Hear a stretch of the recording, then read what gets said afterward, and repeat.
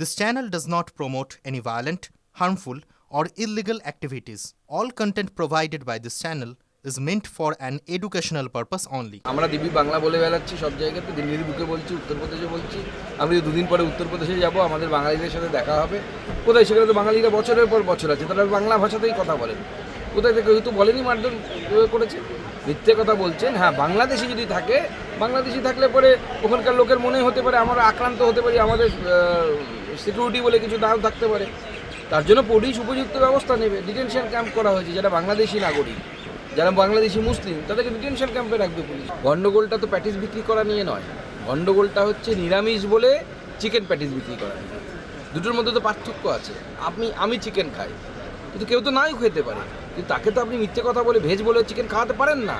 অপরাধ তো, তাও গীতা পাঠের মতো একটি পবিত্র জায়গা। হিন্দু বলে এদেরকে অ্যারেস্ট করা হয়েছে এবং হিন্দুদের উপরে এই অত্যাচার তৃণমূল কংগ্রেস এবং সিপিএম মিলে করছে। আমরা নিঃশর্ত মুক্তি চাইছি। একটি হ্যান্ডিক্যাপ ছেলে, তার শরীর ভালো না, ক্যান্সারে আক্রান্ত, তাকে পর্যন্ত গ্রেপ্তার করে নেই। ছেলেটির একটা পা নেই।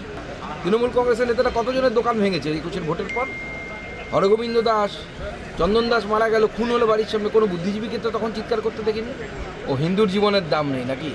তো হিন্দি সিনেমাকে হার মানাবে যা পরিস্থিতি তৈরি হয়েছে। হিন্দি সিনেমা এরকম আমরা যেরকম দেখতাম যে ভিলেন ভাড়া করা ট্রাক ড্রাইভার দিয়ে তাদেরকে মারিয়ে দিত যারা সাক্ষী। হিন্দি সিনেমা একসময় 70, 80, 90-এর দশকে প্রচুর হিন্দি সিনেমা আমরা দেখেছি। আজকে সেই জিনিস, সেই চিত্রনাট্য অভিনীত হলো বা সেই চিত্রনাট্য রিপিট হলো পশ্চিমবঙ্গে, এবং সেক্ষেত্রে শেখ শাহজাহান এক্ষেত্রে হচ্ছে সেই ভিলেন। আমার মতে শেখ শাহজাহানের বিরুদ্ধে খুনের মামলা রুজু হওয়া উচিত এবং তদন্ত হওয়া উচিত, এবং শেখ শাহজাহানকে খুনের মামলার জন্য যা শাস্তি হওয়া উচিত সেই শাস্তি দেওয়া। আমাদের দাবি হচ্ছে আমরা ত্রুটিমুক্ত ইলেকটোরাল রোল অর্থাৎ ভোটার লিস্ট চাই, যাতে কোনো মৃত ভোটারের নাম থাকবে না।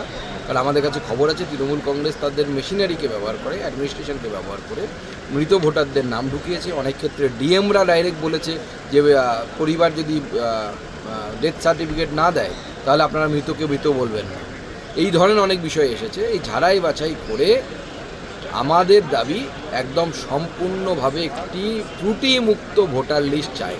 এর আগেও আমরা দেখেছি যে লোকসভার ভেতরে, রাজ্যসভার ভেতরে তারা যে ডেকোরাম বা একটা বহুদিনের তৈরি প্র্যাকটিস আছে এই হাউসগুলোতে, আমরা তৈরি করিনি। আমাদের আগে যারা ক্ষমতায় ছিলেন তারাও সেগুলোকে মেনেছেন, কিন্তু এই ধরনের অসভ্যতা, চিৎকার করা, সে কল্যাণ ব্যানার্জি হোক বা মহুয়া মৈত্র হোক, এরা বরাবর এরকম করেছে, তো নতুন কিছু না। আজকে যদি এটা সত্যি হয় এবং ধরা পড়ে যদি একজন তৃণমূল কংগ্রেসের সাংসদ সিগারেট খেয়েছেন, তা আবার হাউসের মধ্যে, যেখানে আলাদা স্মোকিং জোন আছে, আপনি ওখানে গিয়ে করতে পারেন, এটা সম্পূর্ণভাবে গণতন্ত্রের বিরোধী কাজ হয়েছে। এবং হাউসের যে সম্মান বা হাউসের যে পবিত্রতা, সেই পবিত্রতা কিন্তু তৃণমূল কংগ্রেস নষ্ট করেছে।